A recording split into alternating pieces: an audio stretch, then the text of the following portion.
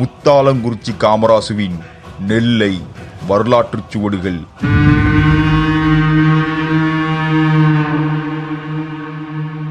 தாமிரபரணியில் 2 முக்கடல் இருக்கு. அதில் பார்த்தீங்க அப்படின்னு சொன்னால் சிவலப்பேரி அப்படிங்கக்கூடிய இடத்துல 3 ஆறுகள் கொடக்கூடிய இடம் தான் இருக்குது. அது முக்கடல்னு பேர் இருக்குது. தாமிரபரணி, அப்புறம் சிற்றாறு, அப்புறம் கைத்தாறு என்ற உப்பலோடை, இந்த 3 அதில் சேருது. அந்த காலத்தில் பார்த்தீங்க அப்படின்னா பராக்கிரம பாண்டியர் அப்படின்னு ஒரு மன்னன் இருந்திருக்கான். அந்த மண்ணை என்ன பண்ணியிருக்கிறான் அப்படின்னா, அந்த கைத்தாறு அப்படிங்கக்கூடிய உப்பலோடைய தனியாக அதை பிரித்து அந்த தண்ணியை பூரா பராக்கிரம பாண்டி குளம்னு ஒரு குளம் வெட்டிட்டான். இன்றைக்கி நீங்கள் கங்ககொண்டா பக்கத்தில் போனீங்கன்னா அந்த குளத்தை பார்க்கலாம்.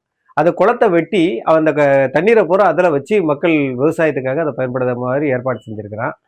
அதுக்கு பிறகு பார்த்தீங்கன்னா அந்த குளம்லாம் வெட்டின பிறகு ஒரு காலத்தில் பார்த்தீங்க அப்படின்னா மழை தண்ணீர் இல்லாமல் போயிட்டு, இதனால் கைத்தாரே வறண்டு போயிடுச்சு. இதனால் பராக்கிரம பாண்டி குளத்துக்கு தண்ணீர் இல்லாமல் போயிட்டு, உடனே அந்த மண்ணை என்ன பண்ணியிருக்காரு அப்படின்னா இறைவனை நோக்கி தலைகீழ அவன் தவம் இருந்து அந்த குளத்தை சுற்றி சுற்றி அவன் தலைகீழ நடந்தே வந்திருக்கிறான். அதனால பார்த்தீங்கன்னா அது பக்கத்தில் இருக்கக்கூடிய ஒரு ஊருக்கு பேர் தலையால் நடந்தான் குளம். அந்த பராக்கிரம பாண்டியன் தலையால் நடந்து அதற்கு பிறகு மழை பெய்யுது, அந்த பராக்கிரம பாண்டிய குளம் நிரம்பியது அப்படின்னு சொல்லி இன்றைக்கும் செவி வழியாக அந்த பகுதியில் பேசிக்கிட்டாங்க.